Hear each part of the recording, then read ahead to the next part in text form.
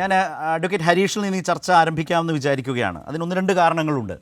ഒന്ന്, ഈ വിഷയം ഇങ്ങനെ ഓണത്തിൻ്റെ ഒരു പൊതു അവധിയിൽ നിൽക്കുമ്പോഴാണ് പൊടുന്നനെ ഒരു ബോംബ് പോലെ വന്ന് പൊട്ടി വീണത്. അപ്പോൾ തന്നെ വലിയൊരു അമ്പരപ്പ് എല്ലാവരിലും ആദ്യം ഉണ്ടാകുന്ന അതാണല്ലോ. ഒരു വലിയ കാഷ്വാലിറ്റി, എന്താണിത് എന്ന് തോന്നിപ്പിക്കുന്ന തരത്തിലേക്കാണ് അതിൻ്റെ ഒരു വരവ്. അങ്ങനെയായിരുന്നു, ലാൻഡിങ് അങ്ങനെയായിരുന്നു. പക്ഷേ ഞാൻ ആദ്യം ശ്രദ്ധിച്ച ഇതിൽ വലിയൊരു തെറ്റുണ്ട് എന്നും ഇത് പിശകാണ് എന്ന് ചൂണ്ടിക്കാട്ടി ഫേസ്ബുക്കിൽ സമൂഹമാധ്യമത്തിൽ ഒരു പോസ്റ്റ് വളരെ ശക്തവും വ്യക്തവുമായിട്ട ഒരാൾ അഡ്വക്കേറ്റ് ഹരീഷ് വാസുദേവനായിരുന്നു. പിന്നീട് ഞാൻ മനസ്സിലാക്കുന്നു, ഈ വിഷയം ചർച്ച ചെയ്യുന്ന കോടതിയിലൊരു അഭിഭാഷകൻ എന്ന നിലയിൽ താങ്കൾ തന്നെയും ഉണ്ടായിരുന്നു എന്ന്.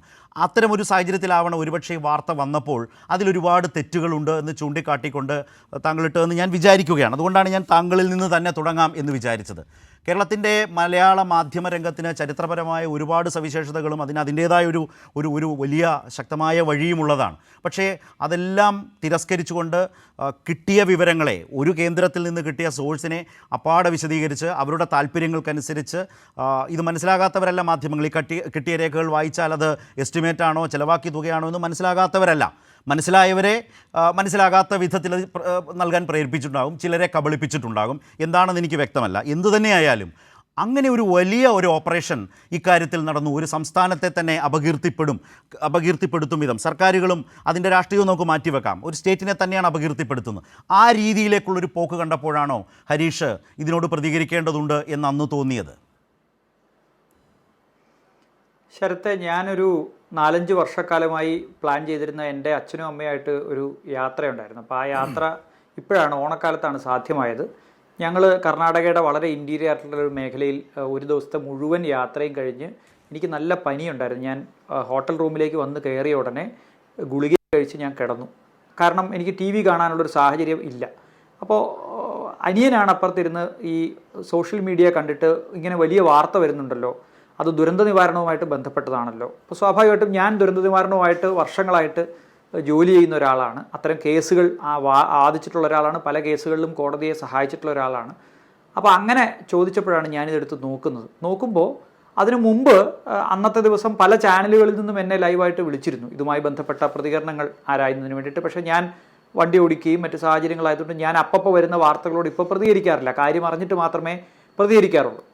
അപ്പോൾ അതുകൊണ്ട് ഞാനത് ശ്രദ്ധിച്ചിരുന്നില്ല. പക്ഷേ ഈ വാർത്ത കണ്ടപ്പോൾ എനിക്ക് വളരെ ഞെട്ടലുണ്ടാക്കിയത്, അതിൻ്റെ തൊട്ട് 3 ദിവസം മുമ്പാണ്, കോടതി അടയ്ക്കുന്നതിന് തൊട്ട് തലയ്ക്ക് തലേ ദിവസമാണ് കേരള ഹൈക്കോടതിയിൽ ഇതുമായി ബന്ധപ്പെട്ട് ബഹുമാനപ്പെട്ട അഡ്വക്കേറ്റ് ജനറൽ തന്നെ നേരിട്ട് ഈ കണക്ക് മുഴുവനും കോടതിയുടെ മുമ്പാകെ വായിക്കുകയും ഓൺലൈനായിട്ട് കേരളത്തിൻ്റെ ദുരന്ത നിവാരണ അതോറിറ്റിയുടെ member secretary doctor Sekhar Kuriakose കോടതിയോട് ഇതിൻ്റെ മറ്റ് വിശദാംശങ്ങൾ വിവരിക്കുകയും ഒക്കെ ചെയ്തത്. ഞങ്ങളൊക്കെ അന്ന് ആ കോടതി മുറിയിലുണ്ട്.